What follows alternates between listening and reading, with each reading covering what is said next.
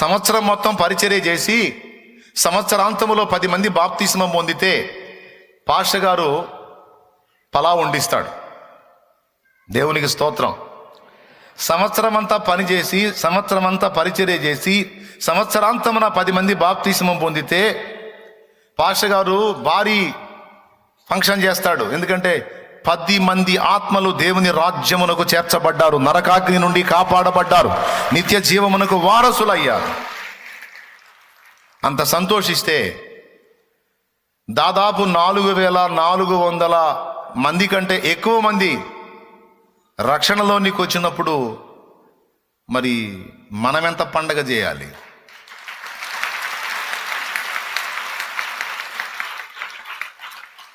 పది మంది అంటే అవతల పలావ్ అయితే 1000 అంటే మనకు అసలు లెక్కలోదే కాదు. అది 1000 అంటే లెక్కలోది కాదు.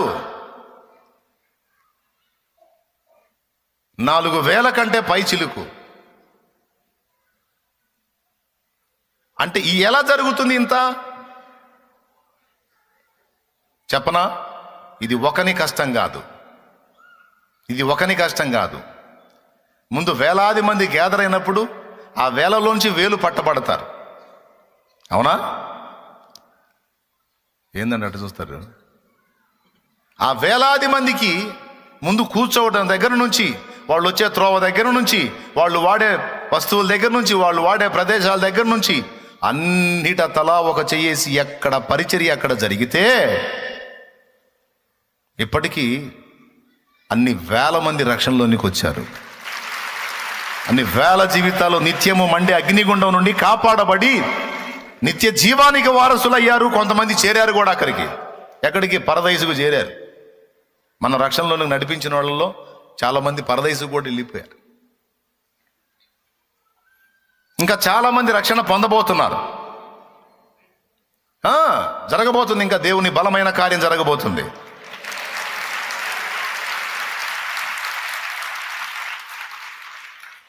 దీనికి తగిన న్యాయం నీకు జరిగిద్ది. అయినా నువ్వేం ఆలోచించావంటే దీనివల్ల నాకేదో ప్రతిఫలం వచ్చిద్ది, నేనేదో పొందుదాం తిందామని మీరు ఆలోచించలా. పైసా డబ్బులు ఆశించలా, నా నుండి కనీసం గుర్తింపు ఆశించలా, పొగడ్తలు ఆశించలా, సన్మానాలు ఆశించలా, సహకారాలు ఆశించలా. ఇంకా చెప్పాలంటే మీ కలిగి ఉన్న దానిలో నుండి, మీరు 6 దినాలు పనిచేసిన దానిలో నుండి కూడా ఆ 10వ భాగమో ప్రతిష్టార్పణో ప్రథమ ఫలమో అని ఏదో ఒకటి తీసుకొచ్చి నా చేతికి ఇచ్చారు. కానీ నా దగ్గర నుండి మీరు ఏ ప్రతిఫలాన్ని ఆశించలా. నా దగ్గర ఆశించలా, నా యేసయ్య దగ్గర నుంచి కూడా ఆశించలా. నా యేసయ్య కూడా ఇట్లా చేస్తే నాకేదో ఇస్తాడని కూడా అనుకోలా. అప్పులు ఒక పక్క వేధిస్తానే ఉన్నాయి, సమస్యలు ఒక పక్క బాధిస్తానే ఉన్నాయి, శరీర బలహీనతలు ఒక పక్క కృంగదీస్తానే ఉన్నాయి, కుటుంబ సమస్యలు ఒక పక్క నలగొడతానే ఉన్నాయి. అయినా పట్టించుకోలా. ఏం దేవా, నేను పరిచర్య చేస్తున్నా కదా, కనీసం నా అప్పులు తీరలేదు ప్రభా అనే ప్రశ్న నువ్వు వేయలే. ఏం దేవా, నేను ఇన్ని బాధలు పడుతున్నాను, నేను పరిచర్య చేస్తున్నా గయ్యా, నీ సేవకురాల్ని గయ్యా, నీ పరిచారకురాల్ని గయ్యా, నీ పరిచారకుడిని గయ్యా, ఇంతవరకు నా కుటుంబ సమస్యలు ఏంది ప్రభువా అని అడగలా. నువ్వు ఇక్కడ పరిచర్య చేస్తే ఆ సమస్యలు తీరతాయేమో అని కూడా అనుకోలా. నువ్వు తీరనే తీరకపోని ఇవన్నీ ఉన్నాయంటే నా తండ్రికి తెలియకుండా ఉన్నాయా? దైవజనుడు చెబుతానే ఉన్నాడు కదా, దైవజనుడి ద్వారా దేవుడు మాట్లాడుతూనే ఉన్నాడు కదా, అనుభవాల పాఠం కోసం కొన్ని అనుమతిస్తాడని. నా ప్రభువుకి, నా తండ్రికి తెలియంది ఏముంది? నా తండ్రికి తెలుసు, అన్నీ తెలుసు. తీసేటప్పటికి తీసేస్తాడులే, బంధకాలు తెంచే నాటికి తెంచేస్తాడులే, శోధనలు తొలగే నాటికి తొలగిపోతాయిలే, ఆర్థిక ఇబ్బందులు తొలగే నాటికి తొలగిపోతాయిలే అని కనీసం దాని విషయంలో దేవుడిని శోధించకుండా, విమర్శించకుండా, ప్రశ్నించకుండా ఆ బాధలతో ఒక పక్క నలుగుతానే ఆదివారం రాగానే, శుక్రవారం రాగానే దేవుని సన్నిధికి పరిగెత్తి నీ పని నువ్వు చేసి వెళ్తా ఉన్నావు. నా సోదరుడా, నా సోదరి, నా సోదరుడా, నా సోదరి, దేవుని వాక్యం నీ గురించి ఏం మాట్లాడుతుందో తెలుసా?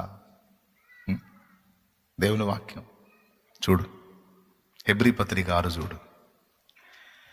హెబ్రీ పత్రిక 6వ అధ్యాయము ఇలాగ మాట్లాడుతుంది. నేను చూపిస్తాను, ఒకసారి మీ బైబిళ్ళు తీయండి. హెబ్రీ పత్రిక పదండి, 6వ అధ్యాయము నేను చూపిస్తాను.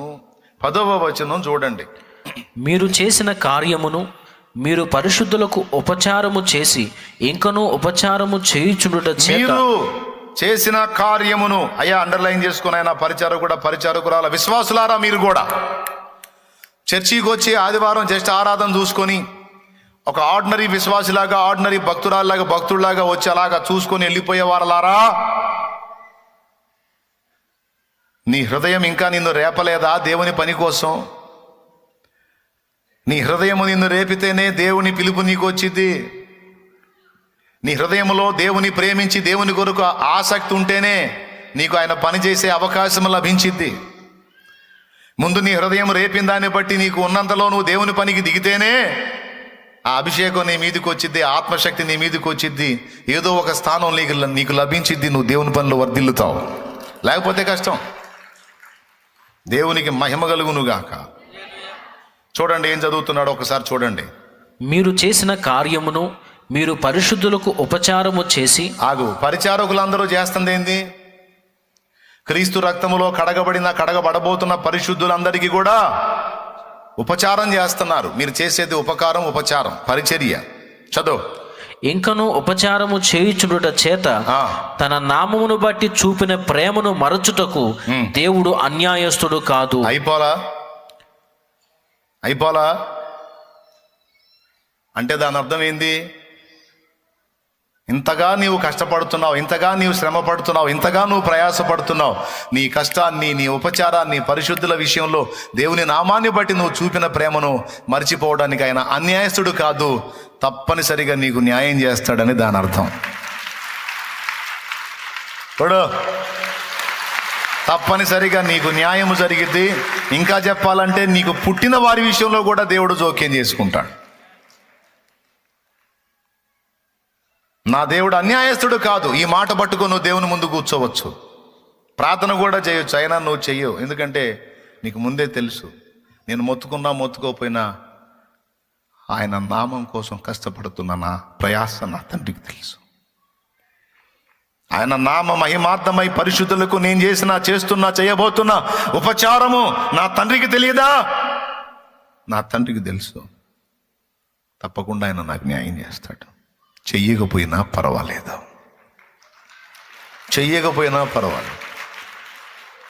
ఈ బాధలు ఇంతకింత అయినా నేను మాత్రం ఆయన పనిని ఆపను, ఆయన సేవను ఆపను, ఆయన చిత్తము నెరవేర్చుట ఆపను. ఇది నాకు గొప్ప భాగ్యం, ఇది నాకు గొప్ప ధన్యత, ఇది నా గొప్ప భాగ్యం. ఎందరికో లేదు, పిలిచి నాకు ఇచ్చాడు నా తండ్రి. ఆయన ఇచ్చిన ఈ స్థానాన్ని నేను కోల్పోతే అమ్మో నాకు మళ్ళీ దక్కదు. ఒక పూట కూటి కొరకు తన జ్యేష్ఠత్వపు హక్కు నమ్మేసుకున్న ఏశావు లాంటి భ్రష్టత్వంలోనికి నేను వెళ్ళను. నాకు నా ప్రభువు కావాలి, ఆయన సన్నిధి కావాలి, ఆయన సన్నిధిలో స్థానం కావాలి, ఆయన సన్నిధిని పరిచర్య, సేవ కావాలి. నాకు సేవ.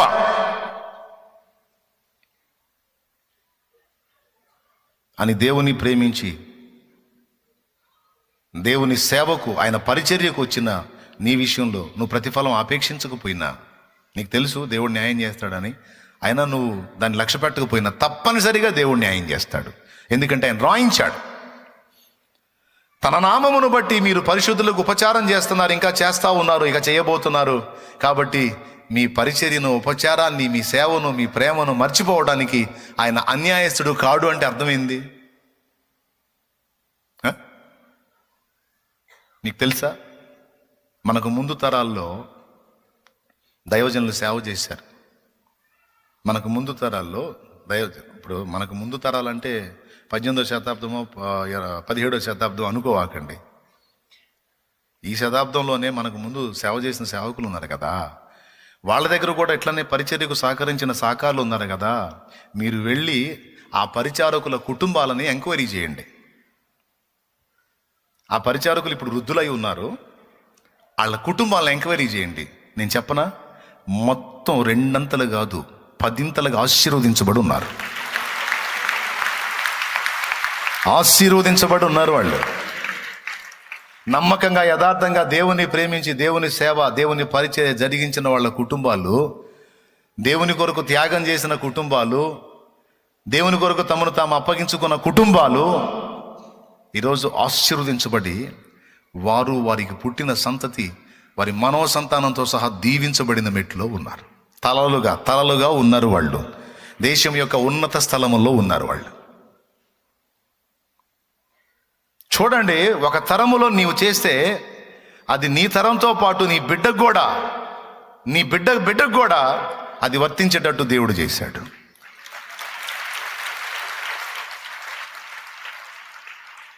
అబ్రహామును బట్టి తన సంతానం అంతటిని ఆశీర్వదించినట్టు, యాకోబును బట్టి తన సంతతి అంతటిని దీవించినట్టు, దావీదును బట్టి తన సంతతిని స్థిరపరిచినట్టు సింహాసనం మీద దేవుడు మనం చేసిన ఉపచారాన్ని మరిచిపోడు.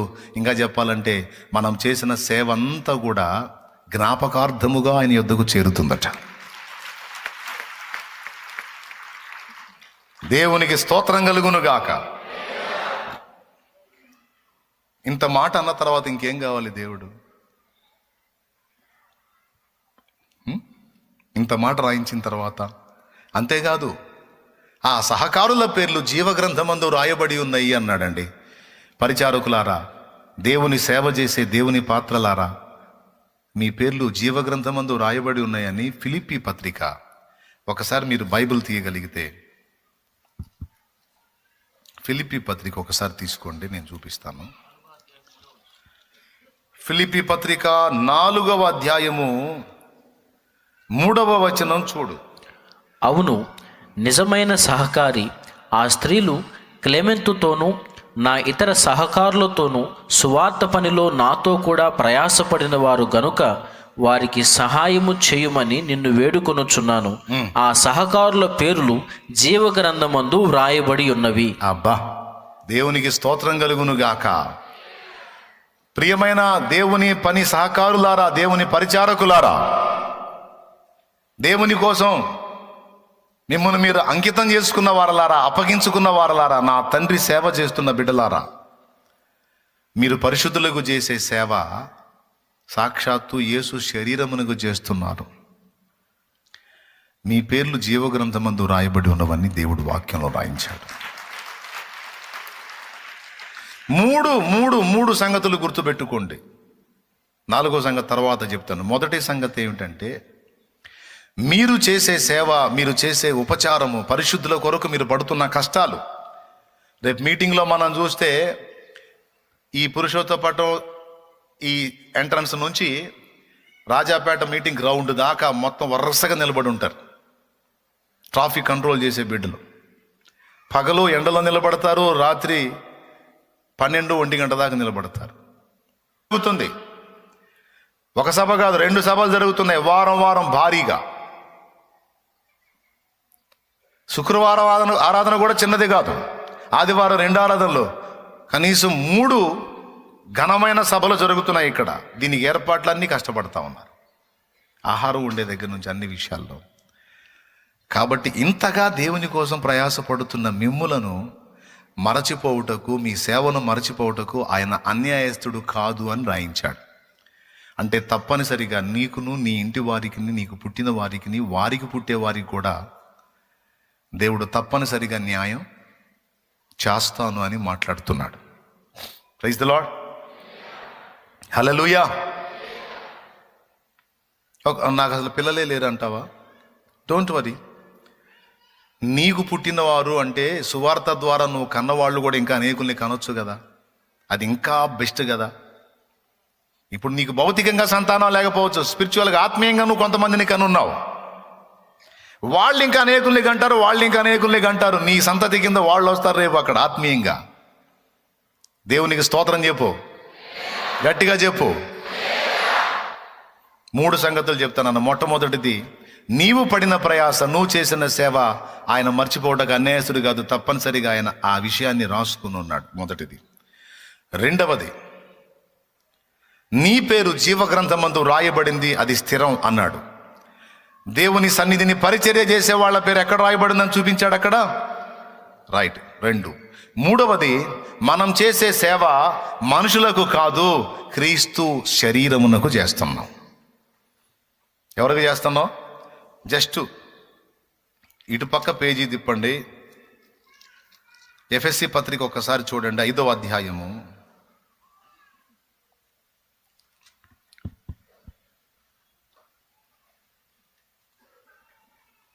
27వ వచనం నుంచి పురుషులారా మీరును మీ భార్యలను ప్రేమించుడి, అటువలే క్రీస్తు కూడా సంఘమును ప్రేమించి. అక్కడ నుంచి కిందికి చదువు. అది కలంకమైనను ముడతైనను అట్టిది మరి ఏదైనను లేక పరిశుద్ధమైనది గాను నిర్దోషమైనది గాను మహిమగల సంఘము గాను ఆయన తన ఎదుట దాన్ని నిలువబెట్టుకొనవలెనని వాక్యముతో ఉదక స్నానము చేత దాన్ని పవిత్రపరచి పరిశుద్ధపరచుటకై దాని కొరకు తన్ను తాను అప్పగించుకొనెను. దేవునికి స్తోత్రం కలుగునుగాక. ఏమండి,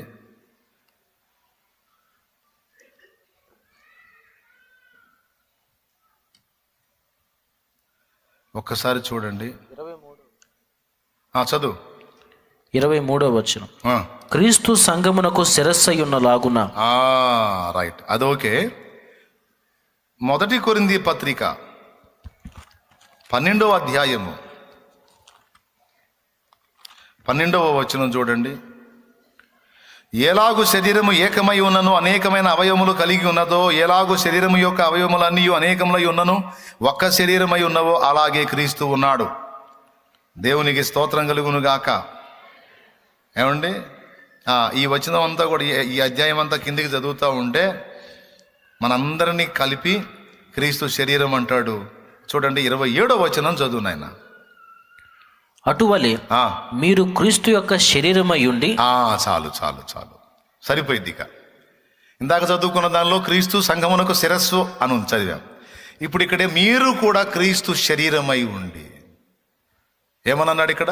అటువలే మీరు క్రీస్తు శరీరమై. ఆ మాట అండర్లైన్ చేసి, మనం క్రీస్తు శరీరం అంటే సంఘము. రైట్. నేను మీకు వందనాలు చెప్పాను అనుకో, నేను ఎవరికి వందనాలు చెప్తున్నానో తెలుసా? క్రీస్తు శరీరమునకు వందనాలు చెప్తున్నాను. నేను మీకు పరిచర్య చేశాను అనుకో, ఎవరికి పరిచర్య చేశానో తెలుసా? సాక్షాత్తు యేసయ్యకే. రైట్. ఇది 3వ ఆధిక్యత. మొట్టమొదటిది, ఆయన మిమ్మల్ని మర్చిపోడు, ఆయన మీకు తగిన న్యాయం చేస్తాడు, ఆయన అన్యాయస్తుడు కాదు అని రాశాడు. 2వది, మీ పేర్లు జీవగ్రంథమందు రాయబడి ఉన్నాయి. 3వది, మనం చేసేటువంటి పరిచర్య సాక్షాత్తు యేసు శరీరానికి చేస్తున్నట్లుగా దేవుడు తీసుకుంటున్నాడు. మరి సాక్షాత్తు యేసయ్య శరీరానికి మనం సేవ చేసినప్పుడు దానికి ఏమి ఉండదా? ఇహమందు కొంత, పరమందు లెక్కలేనంత.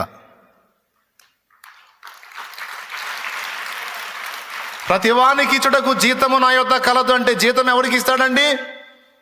పని చేసిన వానికి ఇస్తాడు. అర్థమైందా? ఇప్పుడు పని చేయకుండా మనకిచ్చే బహుమానం ఉంది, అది రక్షణ, అది దేవుని బహుమానం. మనం నిత్య జీవాన్ని చేరటం అనేది అది పని చేయకయే మనకి ఇచ్చినటువంటి బహుమానం అది. కానీ బహుమానం అని మాట్లాడిన దేవుడు జీతం అనే మాట కూడా మాట్లాడాడని మర్చిపోవద్దు. పని చేసిన వానికి జీతం అన్నాడు. జీతం ఎవరికి ఇస్తామండి? ఆ మాట ఉంది ప్రకటన గ్రంథం చివరి అధ్యాయం, ఒకసారి 22 తీసుకోండి. ప్రకటన గ్రంథము చివరి అధ్యాయము 12వ వచనం. చదువు. ఇదిగో త్వరగా వచ్చుచున్నాను, ఇదిగో త్వరగా వచ్చుచున్నాను, వాని క్రియల చొప్పున ప్రతి వానికిచ్చుటకు నేను సిద్ధపరిచిన జీతము నా యొద్ద ఉన్నది. అద్దుగో, ఇక్కడ జీతము అనే ప్రస్తావన తీసుకొచ్చాడు. జీతం ఎవరికి ఇస్తారు? పని చేసే వాళ్ళకి. మీరందరూ ఏం చేస్తున్నారు? నేనేం చేస్తున్నా? మనందరూ ఏం చేస్తున్నాము? ప్రభు పని చేస్తున్నాం. మన యజమానుడు ఎవరు? మరి మనకున్న ఆయుష్కాలంలో మనం ప్రభు పని చేస్తున్నాం. జీతం ఇస్తాడా ఇవ్వడా, ఇస్తాడేమో ఆశతో కాదు, ఇచ్చినా ఇవ్వపోయినా స్తోత్రం అని చేస్తున్నాం. ఆయనైతే తన గురించి తాను ఏం చెప్పుకుంటున్నాడంటే, అబ్బాయి మనుషులుగా మీకే అంత అంకిత భావం ఉన్నప్పుడు మరి దేవుండ్రా నాయన నాకెంత ఉండాలి? నీ చేత పని చేయించుకొని నిన్ను ఒట్టికి వదిలేస్తాను అనుకున్నావా? నా యొద్ద ప్రతి వాని క్రియలకు తగిన, ప్రతి వాని పనులకు తగిన జీతము నా దగ్గర ఉంది, తీసుకొని వస్తున్నా, ఇదిగో త్వరగా వస్తున్నానని ఆయన మాట్లాడుతున్నాడు. మీరు చేసేటువంటి పని, పరిచర్య బహుళ ప్రయోజనం పొందుతుంది. ఎప్పుడు తక్కువ అంచనా అయ్యొద్దు. ఏనాడు ఏ దరిద్రుడి మాట, ఏ దరిద్రురాలి మాట విని మోసపోయి ఈ అవకాశాన్ని కోల్పోవద్దు. అలా పోగొట్టుకున్న వాళ్ళు సేవాభ్రష్టులు. తర్వాత మొత్తుకున్న వాళ్ళకి అవకాశం రాదు. రెండవది, ఇది ఏముందిలేని టేక్ ఇట్ ఈజీగా దీన్ని తీసేయొద్దు. ఈ సంగతి మీకు స్పష్టంగా అర్థమయ్యేటట్టు చెప్పానని నేను అనుకుంటున్నాను. 4 సంగతులు గుర్తుపెట్టుకోండి. మొట్టమొదటిది, ఆయన అన్యాయస్తుడు కాదు, తగిన ప్రతిఫలం. రెండవది, జీవగ్రంథంలో నీ పేరు. మూడవది, సాక్షాత్తు యేసు శరీరమునకే సేవ చేస్తున్నావు గనుక ఆయన నీకు జీతమును సిద్ధపరిచాడు. ఈ జీతంతో పాటు అదనపు బహుమానాలు ఉంటాయి. అది 4వది. మీకు తెలుసా, కష్టపడ్డాడనుకో, మన దగ్గర ఎవరైనా నమ్మకంగా కష్టపడ్డారనుకో, వాళ్ళకి ఇచ్చే కూలితో పాటు, జీతంతో పాటు కొంతమంది యజమానులు, ప్రేమగల యజమానులు ఏం చేస్తారో తెలుసా? మామూలుగా నెల మొత్తం చేశాడు, ఓ 10,000 ఇచ్చారనుకో, బాగా ఇష్టమైందనుకో, నమ్మకంగా పనిచేశాడు, యజమాని కూడా కాస్త కలిగి ఉన్నాడు, సంతోషం కలిగిందనుకో, ఇంకో 2,000 తీసి చేతిలో పెడతాడు. ఎందుకండి, నా కూలి ఇచ్చారు కదండి, ఇంకెందుకండి అంటే, తీసుకోవా, నా సంతోషం కోసం ఇస్తున్నాను, ఏంది ఇవ్వకూడదైంది, తీసుకో. ఎందుకులేయా, పర్లేదులే తీసుకో, ఈ మాటని ఇంకా సంతోషపెట్టావు, నీ ఇవి కూడా తీసుకో. భూమి మీద మనుషుల్లోనే కొంతమంది ఇలా ఉంటారా ఉండరా? ఎంతమంది ఒప్పుకుంటారు? మనుషులే ఇలా ఉన్నప్పుడు నా తండ్రి అన్యాయస్తుడా?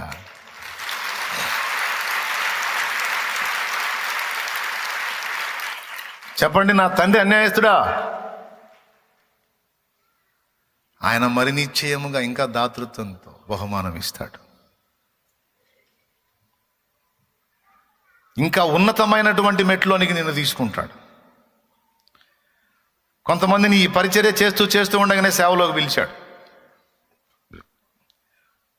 ఊడ్చే పరిచర్య మామూలు పరిచర్య కాదు, రోజు చేసిన పరిచర్య అది, ఊడ్చే పరిచర్య. ప్రతిరోజు పాపం పొద్దున్నే వచ్చి మందిరం అంతా శుభ్రంగా ఊడ్చేటువంటి పరిచారకుల్లో చాలామంది ఇప్పుడు సేవకురాళ్ళు అయ్యారు. వాళ్ళ భర్తలు సేవకులు అయ్యారు, వీళ్ళేమో సేవకురాళ్ళు అయ్యారు.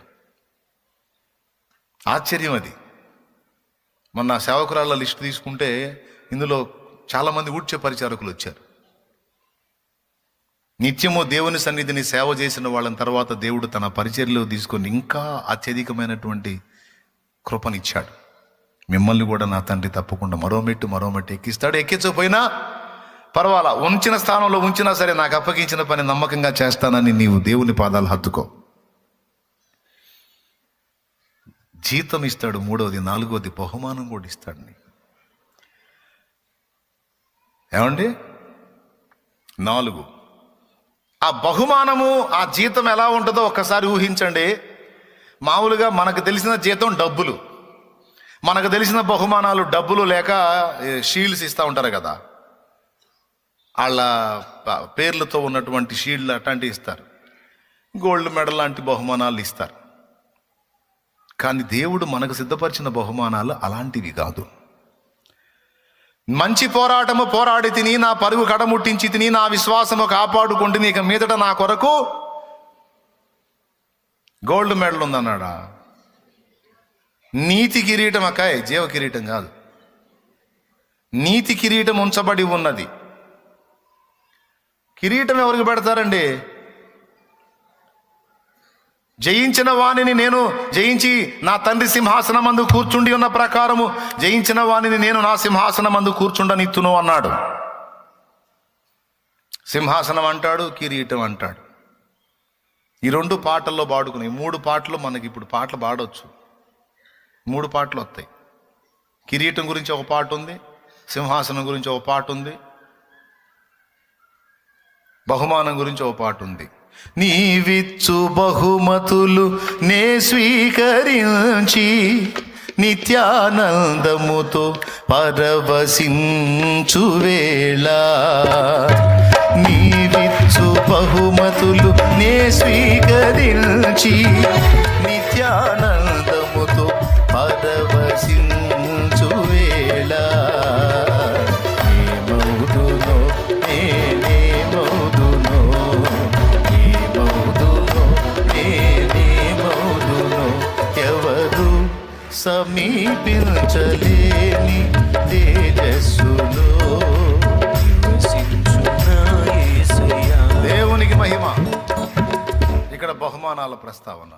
నీతి కిరీటం దర్శనముగా దర్శించిన పరిశుద్ధ పౌలుకు, నీతి కిరీటం దర్శనముగా దర్శించిన పరిశుద్ధ పౌలుకు విశ్వాసము కాచినావు,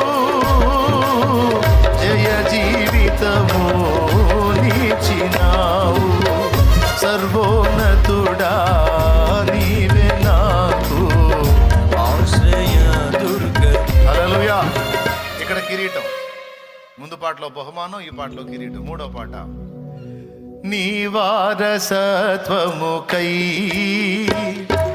నా జయము కోరింది నీవేనని, అత్యున్నతమైన సింహాసనమును నాకి చుడలో నీకు అసాధ్యమైనది ఏమున్నది, అసాధ్యమైనది ఏమున్నది, అసాధ్యమైనది ఏమున్నది, అసాధ్యమైనది ఏమున్నది.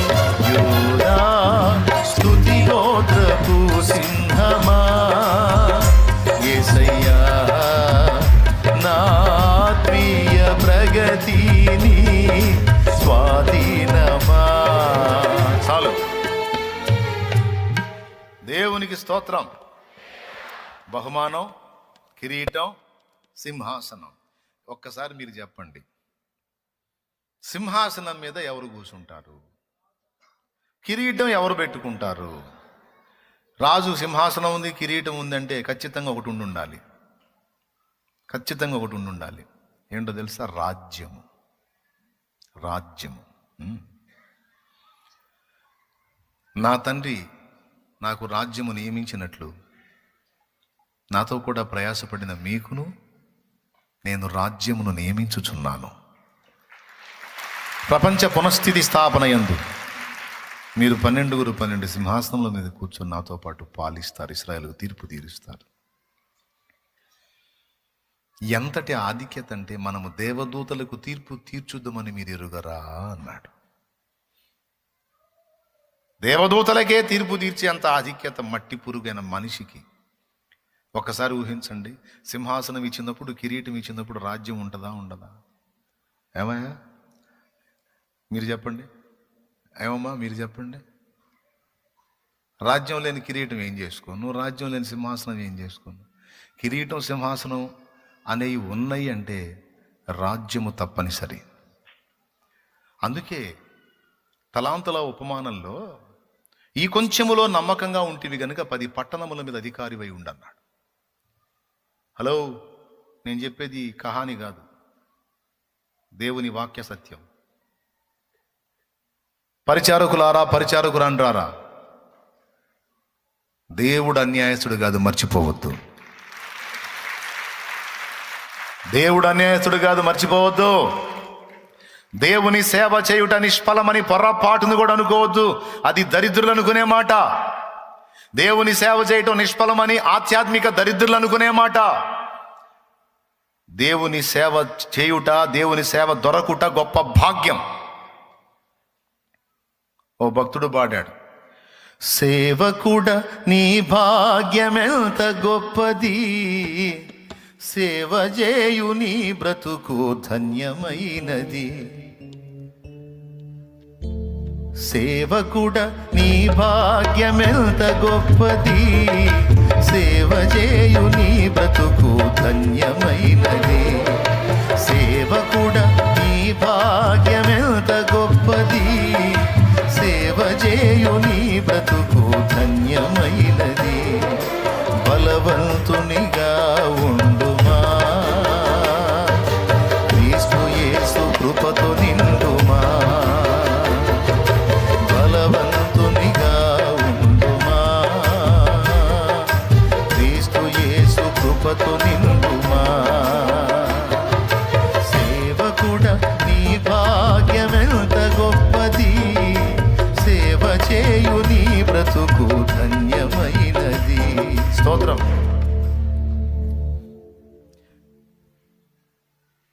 మాసిలమ్మణి గారు ఏం పాడాడో తెలుసా? దేవదూతలకును లేని దైవజనుని సేవా, దేవదూతలకును లేని దైవజనుని సేవా. దైవ సేవ ఎంత ఉన్నతమైంది. దైవజనుడు అంటే నువ్వు అవుతావు కానీ మేము అవుతాం ఏంది అనొద్దు. నీవు దేవుని జనురాలివే, నువ్వు దేవుని జనుడవే. పరిచారకుడా, పరిచారకురాలా, దేవుని ఆత్మ నీ మీద కూడా పనిచేసింది, దేవుని శక్తి నీ మీద కూడా పనిచేసింది. కాబట్టి ఆ నాట నుండి నేటి వరకు ఆ పరిచర్యలో నువ్వు నిలిచి ఉన్నావు, లేకపోతే అసంభవం.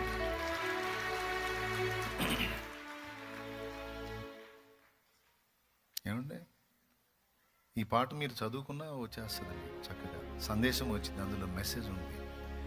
మధుర మధుర మధుర సేవ యేసు ప్రభు సేవ, మధుర మధుర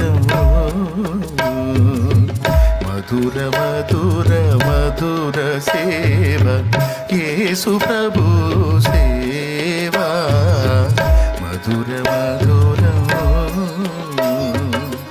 దేవదూతలకును లేని దైవజనుని సేవా, దేవసుతుని సంగ సేవ, దివ్యమౌ సువార్త సేవ,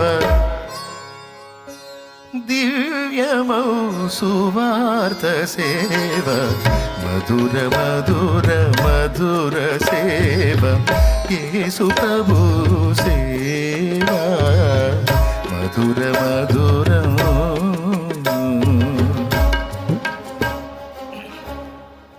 ఏమండి, 4 సంగతులు చెప్పాను. మొదటిది ఏముంది? సేవను మర్చిపోవడానికి దేవుడు అన్యాయస్తుడు. తప్పకుండా భూమి మీద నీకు కావాల్సిన ప్రతిఫలాన్ని నీకు దయచేస్తాడు. అది తరతరముల దీవెన. ఆమేన్, ఆమేన్, ఆమేన్, ఆమేన్. రెండవది, జీవ గ్రంథములో పేరు. అదేంటి? రక్షణ పొందినప్పుడు జీవ గ్రంథంలో పేరు ఎక్కిద్ది కదా, అది స్థిరపరచబడిద్ది పరిచర్య ద్వారా.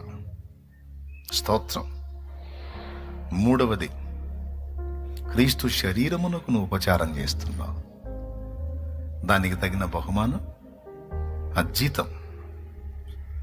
మూడవది జీతం. దేవుని పనిలో నువ్వు కష్టపడుతున్నావు గనక అదనపు బహుమానం. జీతము అండ్ బహుమానం, 4. ఈ బహుమానం జీతం అన్నది గోల్డ్ మెడల్ కాదు. అవన్నీ పరిశుద్ధుల కాళ్ళ కింద ఉంటాయి. రేపు అక్కడ పరిశుద్ధుల పాదముల కింద బంగారం ఉంటది. సువర్ణ వీధులలో ఆయన నిన్ను నన్ను నడిపిస్తాడు. అది కాదు ఆయన ఇచ్చేది, రాజ్యము నియమిస్తాడు ఆయన.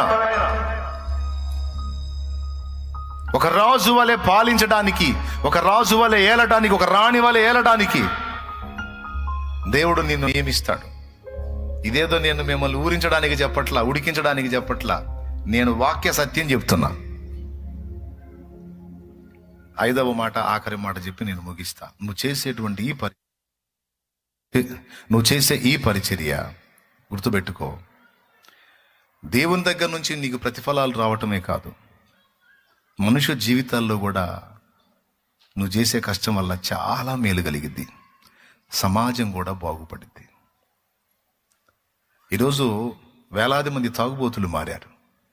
తాగుబోతులు మారి వాళ్ళ జీవితాలు, కుటుంబాలు ప్రశాంతంగా కట్టుకున్నారు అంటే నీ పరిచర్య లేదా అందులో?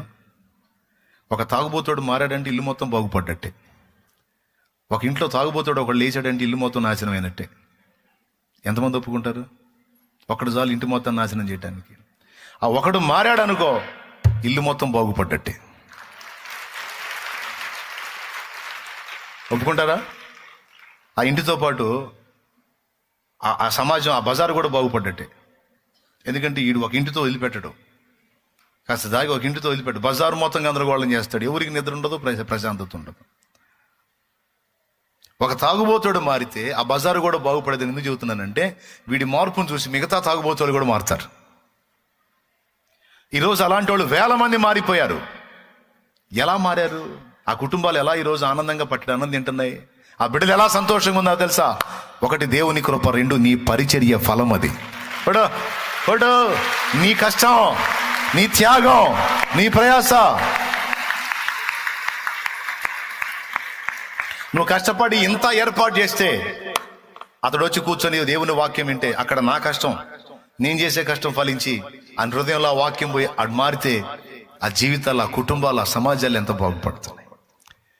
ఒక తాగుబోతుడు మారితే యాక్సిడెంట్లు ఆగిపోయినాయి. ఒక తాగుబోతుడు మారితే ఆత్మహత్యలు ఆగిపోయినాయి. ఒక తాగుబోతుడు మారితే హత్యలు ఆగిపోయినాయి. మరి తాగుబోతుడు ఒకడు చుట్టూ ఎంత చట్టం ఉంటుంది అనుకున్నావు? ఈరోజు యాక్సిడెంట్లు అందువల్లేగా. యాక్సిడెంట్లు ఎక్కువ శాతం తాగి ఎట్టబడితే అట్టు పోయి చచ్చిపోతున్నారు, చంపేస్తున్నారు. హత్యలు అంతేగా. ఆత్మహత్యలు కూడా తాగే చేసుకుంటున్నారుగా. ఇవన్నీ బ్రేక్. ఏందన్నా ఒక తాగుబోతుడు మారితే ఎంత మేలు అనుకున్నా?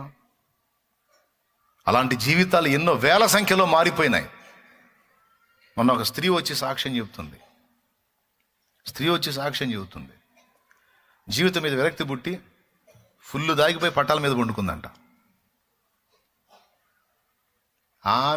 ఆయన కాదు, ఆమె ఫుల్లు దాగిందంట.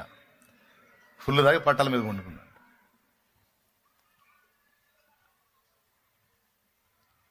పక్కన సెల్ ఫోన్ పెట్టుకుంది. మెసేజ్ వచ్చినప్పుడు సౌండ్ వచ్చిందిగా, నోటిఫికేషన్ వచ్చినప్పుడు ఆ సౌండ్ని ఆన్ చేసిందంట.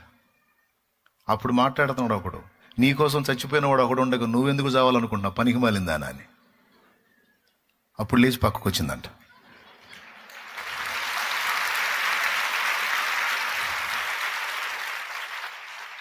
దేవునికి స్తోత్రం కలుగును గాక. ఎవరో మీకు అర్థమై ఉంటుంది. ఇట్లాంటి మాట్లాడేవాడు ఒకడు ఉన్నాడు. ఏమండి, ఎవరతడు? పరిశుద్ధాత్ముడు అండి.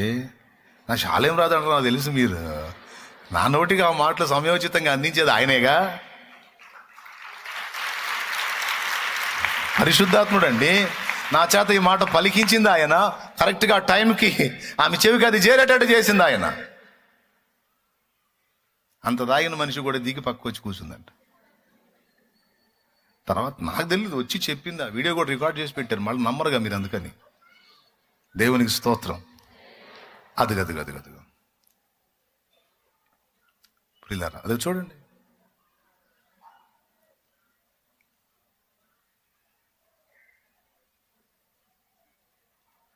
చాలాసేపు చెప్పింది, అందుకని ఈసారి ఎప్పుడన్నా స్పెషల్గా వేద్దాంలే. దేవునికి మహిమ కలుగును గాక. హల్లెలూయా. మరి తాగేవాళ్ళు పురుషులే కదా, స్త్రీలు కూడా ఉన్నారు. మనం చేసే సేవ ఎన్ని జీవితాలను గడుతుంది తెలుసా? ఎన్ని కుటుంబాలను గడుతుంది, ఎన్ని హత్యలను ఆపుతుంది, ఎన్ని ఆత్మహత్యలను ఆపుతుందో, ఎన్ని కుటుంబాల్లో రక్త కన్నీళ్ళని మాన్పిస్తుందో తెలుసా? దైవ సేవ అంటే అంత విలువైంది, సమాజానికి అంత మేలుకరమైంది, దేశానికి అంత క్షేమకరమైంది. అల్లాటప్ప అనుకున్నావా దేవుని సేవ అంటే?